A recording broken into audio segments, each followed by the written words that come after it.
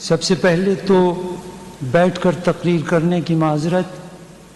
ممکن ہے کہ آخری صفوں کو صرف میرا دھڑ اور سر نظر آ رہا ہو، مگر یقین جانیے کہ باقی کے حصے بھی ایسے ہی ہیں.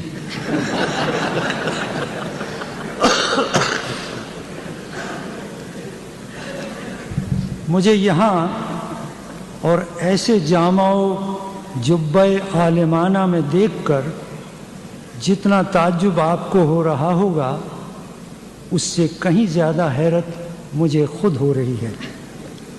کچھ دیر پہلے جب گاؤن پہن کر میں نے آئینہ دیکھا تو مجھے اپنا شناختی کارڈ والا فوٹو سراسر جعلی لگا. سچ تو یہ کہ عالمانہ گاؤن پہن کر میں جاہلانہ بات کر تو سکتا ہوں، سن نہیں سکتا.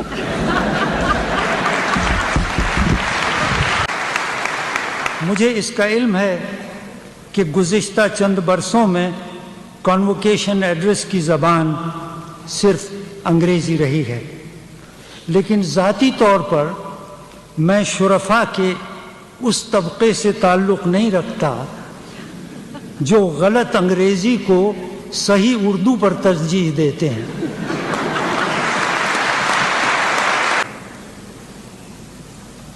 اگر آپ نے مجھے ادیب اور مزاح نگار کی حیثیت سے دعوت کلام دی ہے تو واقعی بڑا رسک لیا ہے. جب رسک لیا ہے صبر بھی کر، اس میں تو یہی کچھ ہوتا ہے. بات یہ ہے کہ طنز نگار اور بچھو اپنی طبیعت سے مجبور ہوتا ہے. بچھو اپنی محبت کا اظہار بھی ڈنک سے ہی کرتا ہے.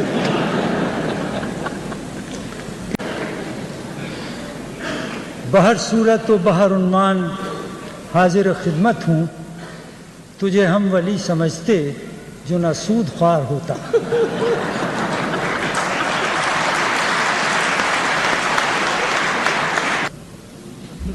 انگریزی کے مقابلے میں اردو میں بظاہر صرف ایک ہی خرابی نظر آتی ہے، وہ یہ کہ آسانی سے سمجھ میں آ جاتی ہے.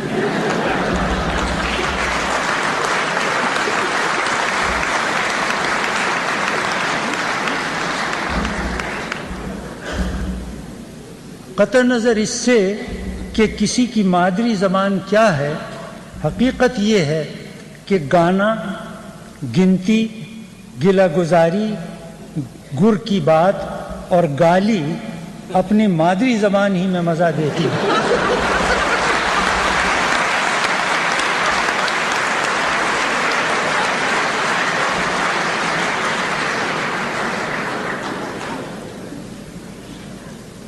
بڑے سے بڑا ہفت زبان بھی نوٹ اپنی مادری زبان ہی میں گنتا ہے.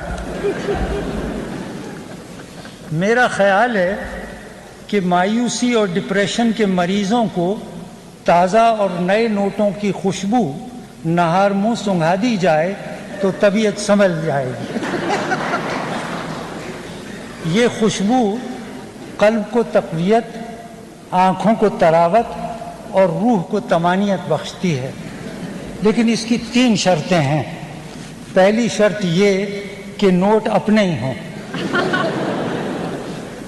دوسری اور تیسری شرط بھی یہی ہے. ایک دفعہ کا ذکر ہے، کراچی میں مجھے ایک سیٹھ صاحب کا جو بینک کے ڈائریکٹر بھی تھے فون آیا کہ مجھے یوسفی سے بات کرنی ہے. میں نے عرض کیا خادم بول رہا ہے. فرمایا یوسفی کو بلا دو.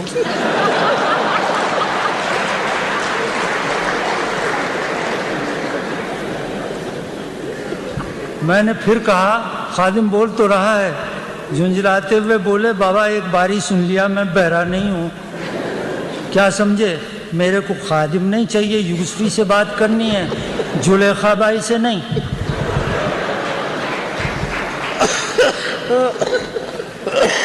وہ دن ہے اور آج کا دن ٹیلی فون کے اس سرے سے پھر خادم کبھی نہیں بولا.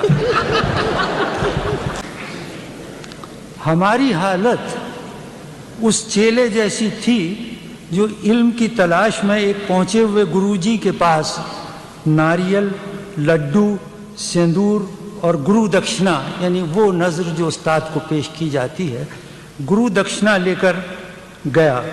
ڈنڈوت کے بعد ہاتھ جوڑ کے عرض کی کہ مجھے اپنا چیلا بنا لیجئے۔ گروجی نے کہا بچہ چیلا بننا تو بڑا کٹھن کام ہے۔ اس پر اس نے کہا تو پھر مجھے گرو ہی بنا لیجئے۔